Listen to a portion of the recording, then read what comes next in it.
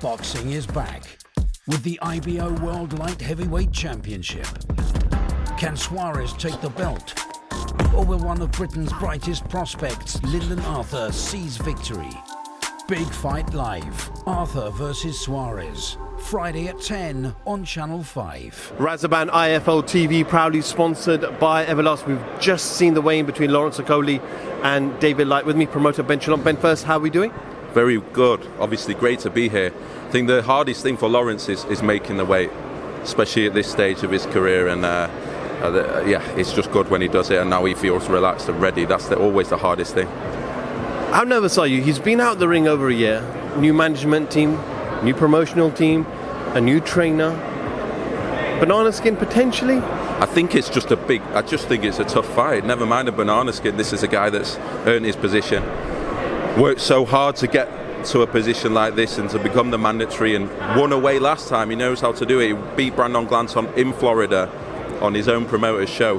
That was what was being set up to try and face Lawrence and get the mandatory. So he knows how to do it. He's an experienced amateur, experienced guy, never been beaten before. Tough.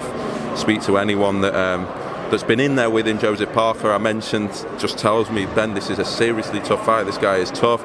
It's going to be a hard night for Lawrence, I believe, but it would be great for him to make a statement. And yeah, new trainer, new setup, a lot of pressure on him, a lot of people wanting him to fail, and I imagine that it's not been easy these past 12 months, but all he wants to do now is fight, and I think he's going to put on a performance. One thing I have noticed this week, and I haven't seen this in Lawrence before, he's had a number of trainers, I think 3 or 4 in the past. His relationship with Sugar Hill, it seems like it's not just a coach-student, it's almost like father-son. I was doing an interview with Lawrence, and while I'm doing an interview, Sugar Hill's changing his shoes, and there's a lot of banter, and it looks like there's a lot of chemistry between both. Yeah, I said before, Shane's one of the best trainers in the country. It's just different styles, but I know Sugar well. He is I've spoken to him on deep level about this many times. He sees himself as a teacher. He's not a trainer. He wants to be a father figure. He wants to be a friend. He's not involved in the business side of anything. He's there to help his fighters mentally, physically, in personal circumstances. And he's a great guy, and I think Lawrence needed that at a very tough time, and he's got someone now in his corner that cares about him, that's teaching him more than just what to do in the ring. And you can see that, and it's nice, and it's good for Lawrence, and he feels that stability now. And I think a lot of people were worried when we heard that he might be leaving Shane, including myself. And but I think right now he feels very, very settled. And yeah, Sugar Hill is a phenomenal guy and trainer, and that's probably what he needed. And yeah, I'm looking forward to seeing how they develop together. Obviously, Sugar has Ben Whittaker as well, and I know how close they are. And Sugar just seems to be able to develop a very strong bond with his fighters, because I think it comes from a really natural place. I know we've got Chris Billum out end of May. React will probably go out before the summer as well. So the second half of the year, are you going to be in a bit of a problem, because you're going to have all these cruiserweights? Billum Smith might be a world champion by then. Okoli's going to have it. Well, he's got his WBO belt. Okoli has stated to me he's not ruling out a potential Billum Smith fight down the line. You got React there as well. So what are the plans, future plans? Big plans, but I think next week we'll be announcing that. Lawrence has to come through on Saturday night, but that cruiserweight division, as I say, Lawrence is ready in his prime. Richard Riakporhe, as a boxing fan, this is why I get excited about these things, because this is what you wait for. You want certain fights that are certainly going to happen that you can look forward to, where they're all going to fight each other, and all in the prime. There's no excuses for Chris Billum Smith, who we've had 2 fights now in Bournemouth, one with an absolute war with Isaac Chamberlain in domestic, one of the fights of the year. Then he stepped up and had that unbelievable knockout in December. He's ready. Richard Riakporhe is ready. He's just fought Glowacki. So the development of all 3 of them is perfect. Lawrence needs to put in a statement on Saturday night in a tough challenge and defence, and yeah, it's exciting. And next week, big news in the cruiserweight division, and a lot of big news in terms of for our schedule as well. We had a few things that we had to put down this week in terms of dates, but yeah, it's going to be a big few months. Final one on this, ticket sales. I know there were comments made, particularly by Eddie Hearn, to say that you're going to be giving out the whole arena for free. So how are the tickets, and what is the capacity tomorrow night? Look, we'll have 6,000 in there. Considering Lawrence isn't from Manchester, this fight night wasn't even supposed to happen, and to be able to do that, for me, shows the power of the machine that's behind him. I don't know how many times he headlined on Sky before. I think they did the Chamberlain fight, and that sold very, very well. in the O2, if I remember. Yes, he might have headlined on a Next Gen show against Watkins a long time ago, but he's not headlined on Sky outside of maybe the COVID period, but with fans. And this is a world title fight, and I know people in Manchester are just glad that it's here. And yes, the tickets are cheaper because it's accessible, and we're trying to make. There's going to be a lot of under 16s. There's going to be a lot of people that can't afford a £100, £150 ticket. There's a few options to get cheaper tickets, but this is sold well. We're actually extremely happy with it. You speak to our team; they were extremely concerned. This is clearly a London show in Manchester. But yeah, it's done really well, and I think according to some people, there's probably more people at the weigh-in today. There must have been 1,000 in here just for the weigh-in. So how? Anyway, it's funny. My PR team are getting calls from journalists saying, "Oh, we've just been approached by X person or this person from a different promotional company asking us to post something or write something about them not selling tickets." It's just childish. I think it's funny in the sense we do expect it. I know Lawrence is under a lot of scrutiny, but yeah, it's sold really well, and we're actually really happy with it. Let me just clarify what you just said to me. Other promoters are calling journalists to write articles almost defaming the number of tickets that you have sold for this event, and social media channels. But again, I try not to get involved because I actually like Matchroom and Eddie and what they've done, and I like Queensbury and Frank, and they're not obviously not part of this, but I don't want to. I do find it funny. I appreciate there's a lot of scrutiny, and I appreciate competition is good for the market and it's not existed before. We feel like we're under siege. We're just trying to do our job, do what we dreamt of doing. Like many years ago, we're now doing. This is our dream. I'm living the dream. Whether people don't like that or not, we working relentlessly, 24/7, every day, to do everything we can. We're so early on. We had no fighters even 18 months ago. We have to get our stable built, and then we're able to start doing. And over time, you start seeing what we want to achieve in the sport. We can't just go like that and say, right, bang, here's 50-50 schedules every week for 52 weeks of the year with every fighter that you'd love to see, because one, we don't have the fighters, two, we're still getting them over, and it takes time. But I think when you look back at where we were last year and where we are now, you can see hopefully development. But for me, it's all about boxing and the sport, and as I say, I don't want to do that back and forth. I could easily say that, this night has sold probably 2,000, 3,000 more tickets than Conor Benn sold in Manchester a year ago, but Conor Benn's not from Manchester either, so it's difficult because I don't want to go down that route.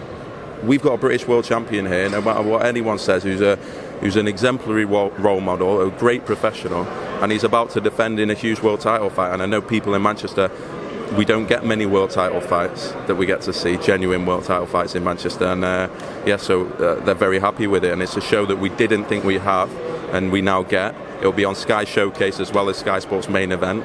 We think he's going to do huge numbers to help lead into what is to come with the cruiserweight division, and we hope for a big performance.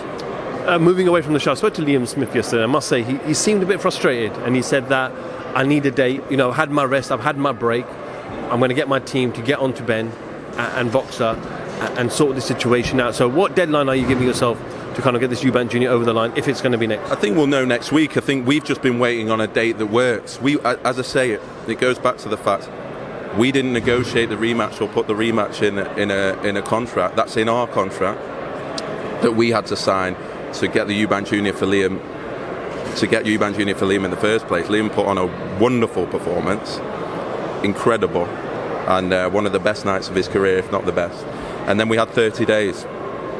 They had to activate within 30 days. They activated, and then we have to contractually do everything.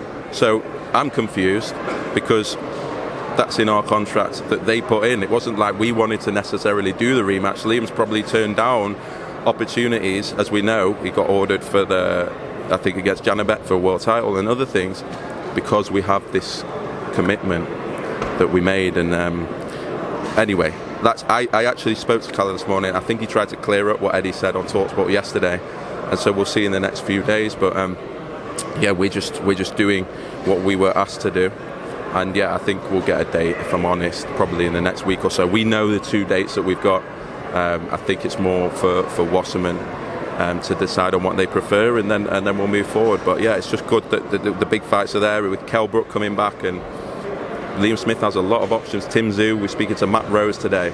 That's a huge fight for him. It depends whether he's going to get that Charlo chance that he's waiting for. It seems to be waiting forever, but he's keen to come and fight in the UK as well.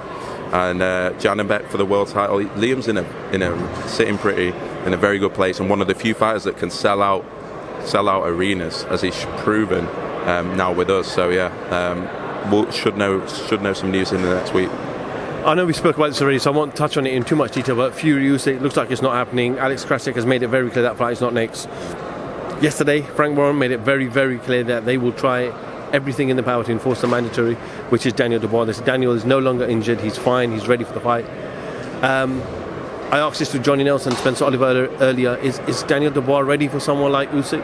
Well, it's not the fight we wanted, but I think you're always ready for an opportunity like that. It's heavyweight boxing. One punch, it could be like you could have Daniel Dubois with 3 world titles. It'd be incredible. So definitely, for me, if you're in the heavyweight business at Daniel's level, and he is the regular champion, then you take a world title opportunity like this. What a dream for him to get to fight for 3 world titles, if that is the route. It isn't the fight we wanted, but for Daniel, what an opportunity. And yeah, we can talk about whether guys are ready or why the guys are not, and that is an argument. But I think Daniel will want to take that fight because you just never know what can happen in heavyweight boxing. And you could argue, I suppose, he's got a long career, Daniel. Does he need to do it now? You know, probably took Joe Joyce, didn't he, too early, and he sort of had to play catch up and build up back there. You know, since then he's still very young, probably has a lot of potential later on in his career. So I can see the arguments both sides. It's not the fight we wanted, but I prefer to see it than Usyk Hrgovic, if I'm honest. As a Usyk Wilder, that would be great, but whether that, I think they'll go down the mandatory route now, and so I prefer, I think, that fight. If not, Martin Bakole is next up, but that's a much tougher fight on paper for Alexander, and I think they will prefer Daniel Dubois as well. And yeah, I think I prefer to see that than Hrgovic, but I'm still trying to get over as a boxing fan that we're not seeing Usyk Fury, because I was actually put the fact that I work in boxing aside, that was exciting. I really wanted to see that fight. One week I was thinking Tyson, and it's one of those fights, and for some reason I still have hope, but it doesn't look good at the moment. I know as a promoter, one of the most stressful roles and jobs is negotiating and trying to get the best deal for all parties and best deal for yourself as well. It was clear and evident that Usyk agreed to the 70-30 to Fury, but said that I want the reverse in the rematch, and Fury was like, nope, 50-50 in the rematch. We know Usyk agreed to deal with Saudi Arabia, and Tyson couldn't get a deal with Saudi because Tyson again wanted more money and Saudi said no. So sometimes do fighters think that they're worth a bit more than they deserve? It's hard to put it in a fight. I think it should be taken out of the fighter's hands, and I've said it before, mandatories, you have a split, it's done. Maybe that's what we've got to look at for the biggest fights, and then otherwise you lose your title.